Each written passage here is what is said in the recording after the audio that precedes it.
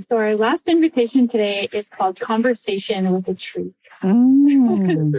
Maybe you ask the tree for support or you ask the tree a question, and perhaps you might even hug your tree.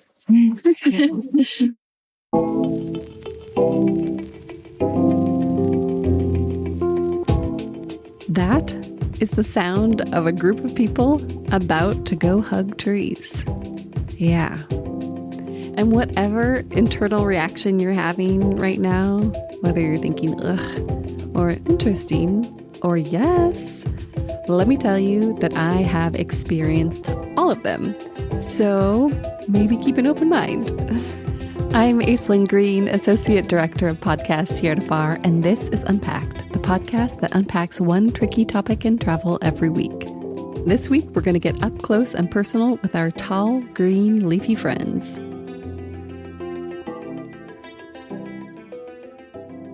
Before the experience you just heard, I'd tried forest bathing once and just felt wet and cold. I like to hike and I like to spend time in nature, but I hadn't really wrapped my head around the meditation aspect of being with trees in this way. And then in fall 2022, I visited Mountain Trek, a fitness retreat and health spa in the Kootenay Mountains near Nelson, British Columbia. The week-long experience was so refreshing, reinvigorating, and yes, very tree-filled. I highly recommend it. Towards the end of the week, though, they invited us to join a forest bathing journey. In the interest of journalism, I decided to give it another shot.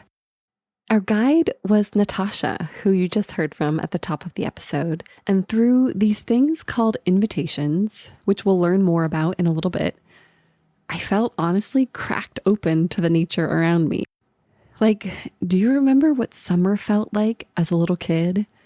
Maybe you were lying on your back in the warm grass, looking up at the sky and feeling totally alive, at peace, and like time was limitless. I got there. This particular forest bathing journey was like getting a shot of that. It was intoxicating and surprising and delightful. And while I didn't actually hug a tree, I did have a rather profound connection with one. And when I came home, I craved more. I had started to notice that this relationship with nature that had really grown during the pandemic had started to wane. Like many people during those dark years, my relationship with trees and with nature expanded and became something that I really relied on. We had time and the desire to escape the dreary drama unfolding inside our homes.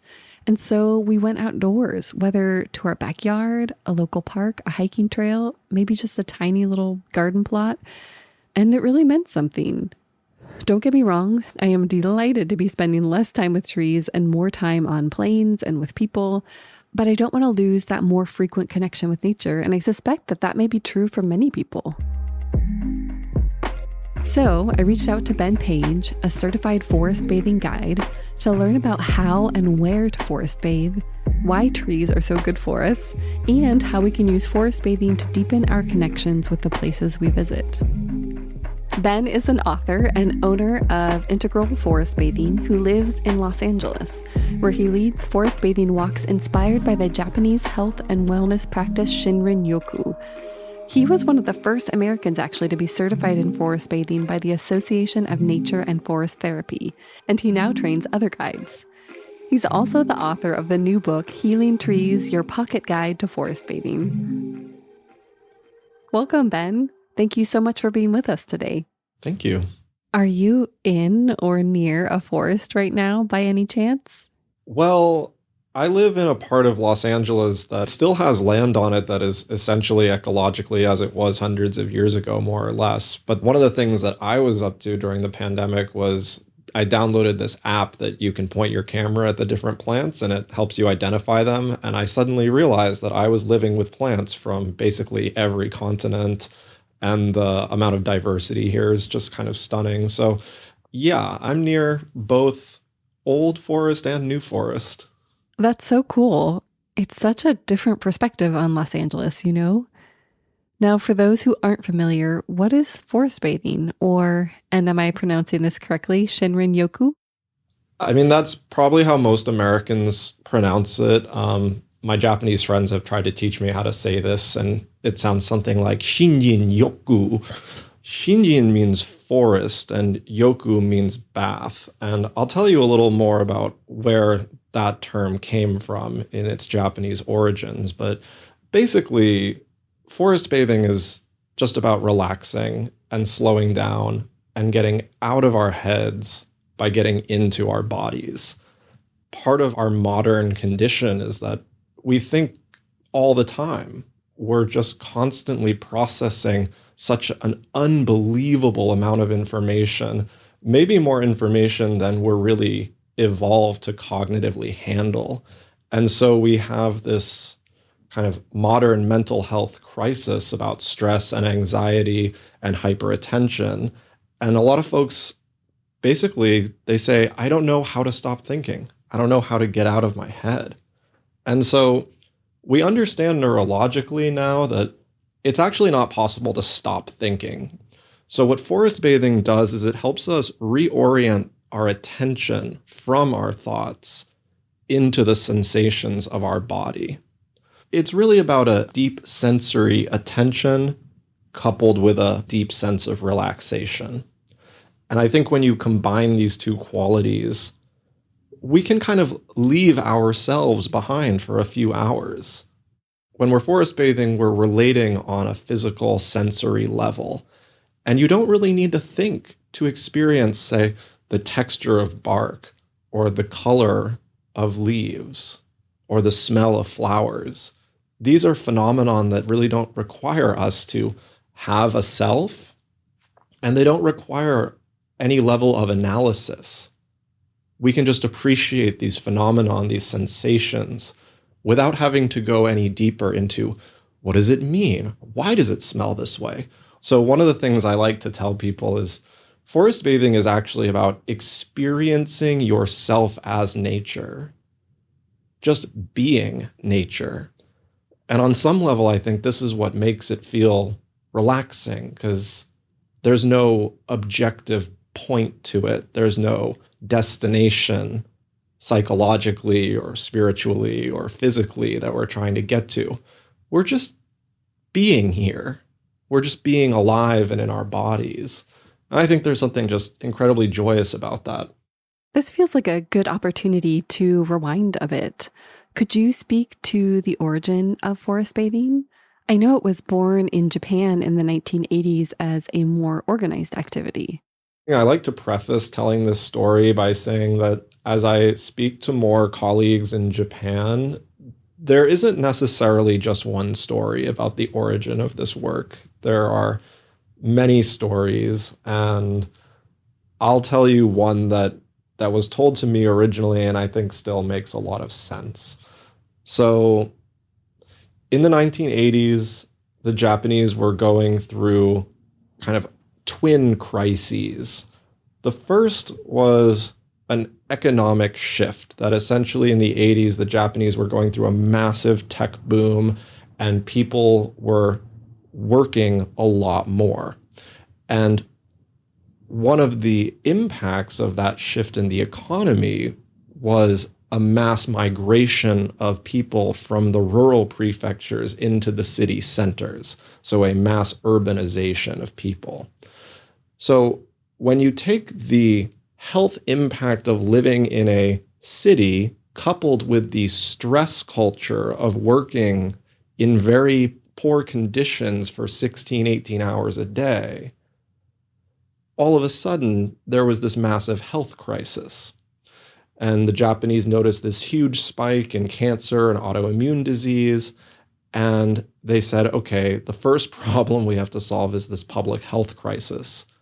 So they set out their kind of top level agencies, find solutions to this problem. And what they called Shinjin Yoku was a project by the Japanese Department of Agriculture, Forestry, and Fisheries. And essentially their research question was, what is the impact of exposing human beings to forest environments? And they took a very kind of research-oriented approach to this. And one of the things they found is that being around trees boosts our immune system. Basically, the way this works is that trees release these chemicals called phytoncides. Phyton meaning plant, side meaning killer. Phytoncides are antimicrobial, antibacterial, and antifungal chemicals. So if a tree feels a fungus, for instance, attacking it, it can diffuse these phytoncides into the air around it, and they find the fungus and they kill it, thus preserving the health of the tree. So I like to tell people you can think of phytoncides like the tree's immune system. Now, what's really fascinating is that because humans spent thousands and thousands of years evolving under trees, we've co-evolved this connection where when humans absorb phytoncides, either through respiration or simply through the skin, it triggers the production of a special white blood cell called a natural killer or NK cell. NK cells are part of your innate immune system, which means they're not looking for specific diseases. They're looking for stressed cells in your body that could turn into cancer cells, and they terminate those cells preventatively. So the Japanese said, wow, this is incredible. It's not necessarily a cure for cancer, but a powerful adjunctive and preventative treatment. Now, I alluded earlier to there being two crises. So the first one was this public health crisis, and the second one was an economic crisis because as all the young people went to the cities to work, it left the economy of the rural prefectures with almost nothing. And so part of the project with the government and Shinjin-yoku was establishing what they called forest therapy roads or forest therapy bases, which were essentially like little microeconomies in the rural prefectures where they had lots of forest and building basically rail connections from the city to those places. And so now people from the city can essentially take a day trip or even just a weekend, they can go out and that creates a little microeconomy in the rural prefecture that's also ameliorating the health crisis. I mean, it sounds like a brilliant solution. So, what exactly would a forest bathing experience look like? I guess the first thing to say is that forest bathing is kind of an umbrella term at this point. Um, there's great diversity of practices that are under that umbrella just in Japan alone. And then as the practice spread around the world, many other people started saying, how do we adapt this to a cultural context outside of Japan? And my training was with the Association of Nature and Forest Therapy. So I can tell you a little bit about the practice that we teach through that organization. So when I do a guided walk, at the beginning, it's just a practice of hospitality, welcoming people, giving them just a little bit of information about where they are and what the history of the land is, who the indigenous people of the land were. And that sets us up for a series of what we call invitations. As part of the introduction, I like to make it really clear that my favorite thing about forest bathing is you can't do it wrong, and you actually can't be good at it or bad at it. You can just do it. An invitation is just to say, here's a pathway to connect with nature, but you don't have to do it the way that I'm inviting you to do it. You can do it however you want to do it. And I'm going to hold this space for you to explore that in a self-directed way. So the first invitation, we don't call it a sensory meditation because as soon as you say the word meditation, a lot of Westerners have a lot of projection about what that means and what that's supposed to be like, what that's supposed to look like. We just call it the pleasures of presence. And essentially, that's a guided series of prompts just inviting you to deepen into your awareness of your senses and your body. And this is an interesting process because our bodies are very sensitive. Sensitive, the original meaning of the word, meant that your body was highly tuned to stimulus coming from nature, that you could hear really well, that you could see really well, that you could taste and smell, and you could feel interoceptively your bones and your muscles and your spatial relationship. Our bodies are equipped with all this unbelievable technology that essentially we've outsourced to machines at this point. We don't really need our bodies to be so sensitive anymore. When you're thinking all the time, your attention is on your mind. And so you don't feel as much, you don't see as much, or smell as much, or taste as much. All of your senses are numbed because you're not putting your attention on them. So when we place our attention very intentionally on the body and on the senses, it awakens people's realization that, oh, wow, I'm in this very powerful body that can really sense some unbelievably subtle things that maybe I haven't noticed in years. So that first step is really critical about just getting people into their bodies. The second invitation is essentially a slow walk where we just observe what is moving around us. We call this what's in motion. And what's in motion has two functions. One is to physically slow people down, because in addition to constantly thinking, we tend to also be constantly rushing from one thing to another. Our relationship with time is very distorted because we're trying to maximize every moment of our day. So the first part of what's in motion is just getting people to slow down. And the second part of it is getting people to pay attention to the world around them, to see that there is an animate living world all around them. And it's interesting because people will sometimes say at the beginning, they'll say, well, it doesn't look like anything's moving at all. And I'll just say, look closer. And when you start really slowing down enough to look closely, you notice that almost everything is moving. We tend to think that the world is static around us because we're moving too quickly to actually notice it. So then we have a series of invitations after that are kind of dealer's choice. The guide picks these invitations working in relationship with the space that they find themselves in. So if, let's say, there's a whole bunch of oak trees, there might be an invitation to connect with these oak trees through our senses. Or if there's water, maybe an invitation with the water. And then finally, we conclude with serving tea from the forest. So part of the training is the ability to identify safely and forage safely some plant material that can be made into tea. And then we share the tea and we drink it. And this is in some ways my favorite part of the walk, because there's something really almost dreamlike or surreal about a group of relaxed human beings just sitting in the forest and drinking tea together.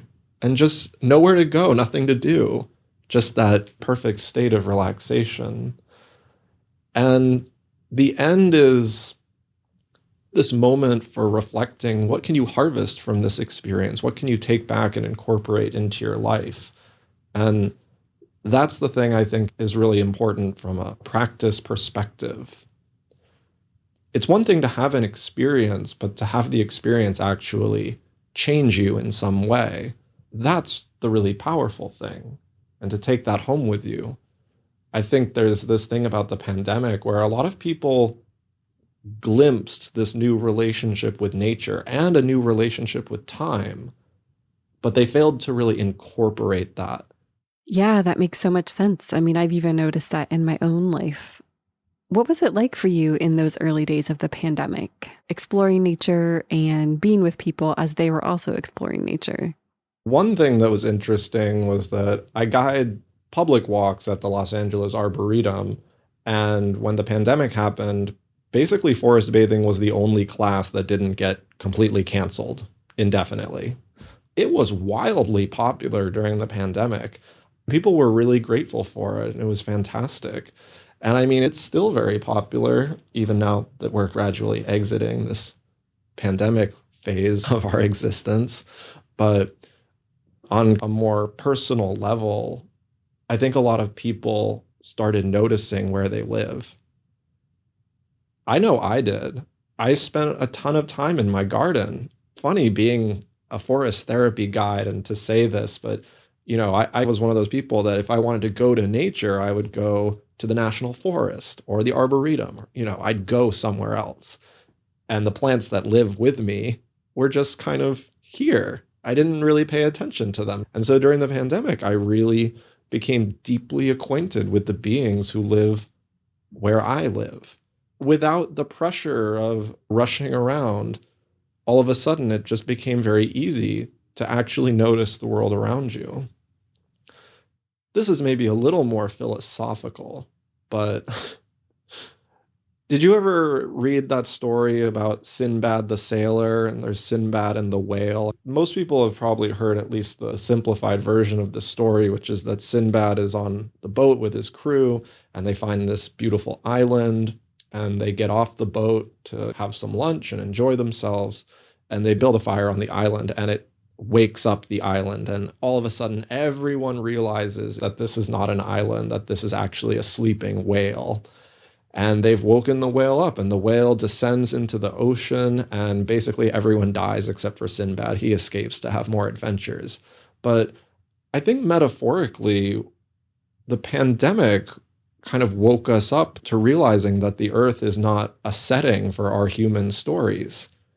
I don't know if that perception really lasted, but I think it humbled us a little bit, kind of helped us say, oh, we're not necessarily the center of this story. I remember that time, and I mean, I think you're right. I don't know how much we've actually held on to that. And maybe it's just a subtle undercurrent that runs through people's lives now. But it feels like an important moment to be talking about how we try to hold on to the lessons of the pandemic, or at least those connections with nature now as the world is getting busier and busier again. Right. I mean, one thing about nature that people sometimes overlook, nature is not just physical, it also has a temporal quality. And so what time is for nature is cyclical. It's not progressive or linear. It moves in these circles. And one of the easiest ones for us to understand is the cycle of night and day and the cycle of the seasons. And in both of these, we have a period of rest that punctuates a period of productivity. And so the rest and the productivity are held in balance with each other. But we, and I guess I say we, I don't know if I mean, global culture or particularly Western United States culture, we have this infinite growth mindset. And it's like all the time can't be work. It relies on this circular rhythm. And in some ways, I think the pandemic kind of helped us reset. But as the world speeds up again, it's very easy for people to get sucked back into that rhythm, which is then why people come on a forest bathing walk. Because they say, wow, it's really hard to rest. It's really hard to slow down and make time to not be doing things and to just have time for the quality, the phenomenon of being.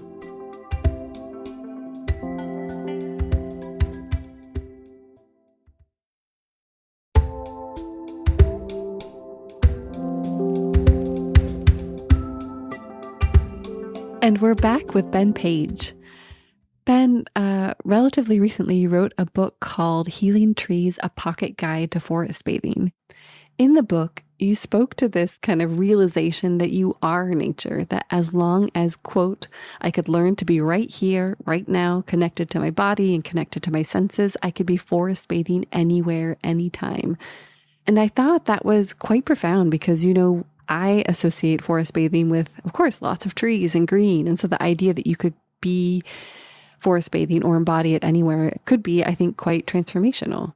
Yeah, part of that was a pandemic commentary because I couldn't go necessarily to the places that I used to go to do forest bathing. And, they say necessity is the mother of invention. So I needed to forest bathe somehow, and then it just came to me. But on a deeper level, I suppose this is really about deconstructing an idea of separateness between what we call nature and what we call human civilization. I started kind of looking around and saying, well, when you take everything apart, it's all the earth. You look at skyscrapers and jet planes and cell phones and you say, well, what is this? Oh, it's all rocks, all minerals. It's all the compounds of the earth. The earth has yielded everything in our civilization, including our bodies. I think that's also kind of a trippy realization when you start confronting this idea of human exceptionalism. We're all sharing this web of interbeing, or the word I like to use is enmeshment, We're actually enmeshed in this world. An easy example is breath. You're sitting under the tree. You're absorbing the oxygen and exhaling the carbon dioxide, and the tree is cycling that right back. And in this one action, somehow you're sharing existence. And so the world ceases to be a setting anymore. You can hold an awareness of this enmeshment anywhere you want. I've led forest bathing walks in downtown LA, downtown Houston. I've done this in Boston. I've done this in very urban areas. And it's funny because it's like we just forget that the world is alive all around us. It's not separated neatly into natural spaces and human spaces. It's fully enmeshed. Yeah, that's a great point. So, how do those more urban walks differ from your deeper forest walks? They don't really differ that much except for the attitude with which people arrive. I did a walk once in Houston. It was like a urban farm. I arrived there and I had a little bit of trepidation because there's helicopters, there's ambulance, there's people walking around on the street, there's music coming out of car stereos. There's all this, what we might consider human distraction. But the people that showed up to that walk came with this incredible attitude about, this is my home. I want to connect with the reality of this place, not an abstract wish of what it could be. We tend to have a very conditional love for nature. We love it when it looks like the south coast of Maui or the Mediterranean coast of Italy. People have this projection about what it should be. And part of my journey with forest bathing is really asking this very critical question of myself of how can I cultivate an unconditional love for all places. There's a Zen capping phrase that talks about every place is a place of honor. There aren't some special places and some not special places. The world is here right now, right in the middle of downtown LA. So if you can wake up your senses, wake up your ability to just be here, we can connect with the world anywhere. Yeah, it's so much about what you as an individual bring to this experience or bring to this place. Not to put you on the spot after just saying there are no special places and not special places, but because this is a travel podcast, I'm curious. You have traveled quite extensively. What are some of the places that have really stood out to you, especially within the United States, either because of the experience that you had there or because of the place itself? That's a hard question. Every moment has its beauty, but that's a horrible answer to your question. So let me see if I can actually pull some out. I really love the desert, personally. Love going out to Joshua Tree and just experiencing the silence. The sound of silence in the desert is so incredible. And then it just gets punctuated by the sound of the wind. Colors of the sky in the desert, also just fabulous. I grew up in New England, so I also have a deep affinity for the forests and the mountains. I did my undergrad in Minnesota, so the Great Lakes and the plains. I don't know, I just love it all. Like Hawaii, Europe, New Zealand, Asia. I've done this work all over the place, and every place is a place of honor. How familiar with a place do you think you have to be? Or is it beneficial to have a bit of an outsider's mind in terms of observation? Yeah, that's a very interesting question. I wouldn't say it's one or the other. It's that they're different. There are some trails here in the Angeles National Forest that I've walked in every season many, many times. And so I have a certain intimacy with those places. I know them and they know me. We have that kind of relationship.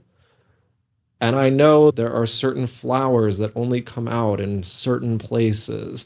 And I know when the fruit is going to come. And I know when the animals are going to come and when they're going to go. And that's amazing. I hope everyone can find something like that. If you just go walk the same trail every day for a year, you'll start to develop that kind of relationship. And then I agree with you completely that having no relationship at all opens up a sense of wonder. Yeah, when I go to Costa Rica or New Zealand or Norway, it's like being on another planet almost. When you know how to pay attention, you see everything and you say, what is this? Who are you? So that's harder and harder the more familiar you are with a place. Absolutely. I was also curious about advice that you would offer to either first timers or skeptics, people who feel like maybe this is outside of their comfort zone. What advice would you give to them? Well, to first timers, I just like to say there's no way to be good or bad at this. There's no gold stars, there's no A pluses. It's honestly one of my favorite things about the work. Forest bathing is one of those things that you can't not succeed. You're doing it in every moment, no matter what you're doing. I always tell people on my walks before we start, I say, for the next 2 hours, for the next 3 hours, whatever you're doing, that's going to be forest bathing. Because that's the gateway to this sense of relaxation, is that you can't be relaxed if you're striving to be good at it or trying to do it right. You don't need to try. You just need to come, just need to be here. So first timers, I just tell them, just relax. And skeptics, I mean, I get that this isn't for everyone. I don't want people to come if they are like, oh, I don't think I'm going to like this. But if you are skeptical and you do want to come, then really, I guess it's just to open your heart. One of the phrases I like to train people with is you can't open a rose with a crowbar. So I can't force you to have an experience that opens your heart, but I can create the space for it to happen, and you might be surprised. There was one guy I took on a walk. This was very early in my career, and he was very type A. He was like a corporate executive type of guy, and in between invitations, we paused to check in with each other, and I just asked people, what are you noticing right now? And in between every invitation, he would say something like, this is really stupid. I don't know why I came. I'm bored, whatever. Part of my training is just to hold space for people to have whatever emotional, intellectual, phenomenological experience they're having without judgment. And so I would just say, okay, thank you for sharing. On the very last invitation, he came back and he shared with the group. He said, I was sitting there thinking about how stupid this was. And then I noticed there was this river of ants climbing the tree. And so I looked at the ants and I thought to myself, these ants are incredibly disorganized. If I was in charge of these ants, I would make it more efficient. And then he said, and then I heard myself saying that to myself and said, that is crazy. Why am I like that? Why do I need to make everything more efficient? Why do I think I know better than the ants? And it was really fascinating because it wasn't that I pushed him. It just took 3 hours for him to get to a place where he could be open to that experience. Wow. Yeah. It's pretty remarkable that he became so open by the end. I think people open up when they don't feel like you're judging them. All of a sudden you relax into just being in the experience when there's no risk of like, are people going to think I'm dumb? Are people going to think I'm not getting this? Eventually people just soften up into the experience. And we always talk about this in training, that the motto of the association is the forest is the therapist, the guide opens the doors. So the forest has its ways of, quote, speaking to people. If you just watch leaves fall for 20 minutes and you're really intentional about focusing on watching them, there's no room for the thinking anymore. Your brain's still having thoughts. Like I said, you can't make it turn off. But when you turn your attention towards the world and really focus on the aesthetics, the thoughts kind of start melting away. And then all of a sudden you find yourself in what the ancients called presence. Mm-hmm. Yeah, that sounds powerful. What are the mental health benefits of these sorts of experiences? Part of it is stress reduction. This overlaps a lot with kind of the contemporary Western research on mindfulness practice. Then there's this thing about the attention. This is really the thing that speaks to me on a personal level, but I also think at a wider cultural level, this is what we're talking about, which is attention restoration. That essentially, your brain is not designed to be paying attention all the time. We're not evolved for a high-tech society. And we have these things in our pockets that are so sophisticated and well designed to capture our attention, and it's incredibly addictive. Your ability to pay attention starts to decline, and you need to rest your mind. Your mind can't keep going at this sharp level of attention all the time without you having some mental health problems. So there's some research by a pair of researchers who are called the Kaplans. They write on attention restoration theory. And one of their hypotheses about why nature is so good at attention restoration is that it's filled with what they like to call soft fascinations. Soft fascinations are a phenomenon that require no analysis to experience. We touched on this earlier, that basically to notice the color green doesn't require a hard attention. It requires a very soft attention because basically your body is doing the attention. Your brain isn't processing any analysis of the information. We tend to be analyzing everything constantly, including ourselves. We're very rarely giving ourselves permission to just relax our minds. And I think we can get stuck in this rut of like, I don't know how to stop analyzing. This is where anxiety, stress, rumination all kind of come from, this inability to stop. The big mental health benefit is that the process of forest bathing encourages us very gently to arrive at a place where we're not analyzing anymore. We're simply experiencing. You don't need to think so hard about feeling the wind on your skin. You just feel it. You don't need to think so much about seeing the blue sky. You just see it.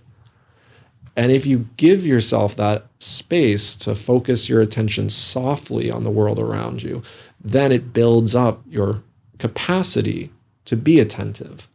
Okay, so if we were to invite anyone who's listening to just stop and in this moment take, say, 1 minute to observe where they are and what they're seeing and feeling, how would you invite them to practice this right now in this moment? Let's see, 1 minute, one quick thing. You could just close your eyes and just listen.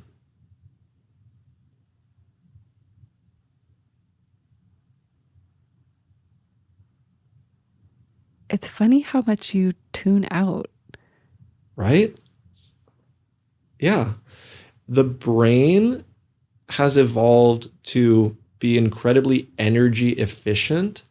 And so if the brain doesn't determine that the details of the world around you are important enough for your survival, it's like our bodies absorb all the information, but then what actually makes it to our perception is gate kept by the brain. You can try this at home. Go for a walk in the woods with a friend and talk to each other for 5 minutes as you're walking. Now, your brain's going to notice if there are roots you have to step over or there's poison ivy you should avoid or whatever. It's going to see some of that stuff. But then it's not showing you the whole picture. This is just visually, right? Now, if you and your friend walk by yourselves for 5 minutes and just focus on your eyes, focus on what you can see, all of a sudden you're going to see a lot more. And it's because when you're talking to each other, your brain is filtering out most of the sensory information that your body is absorbing. But when you place your attention on the sensory body, you have full access to the depth of your ability. It's incredible.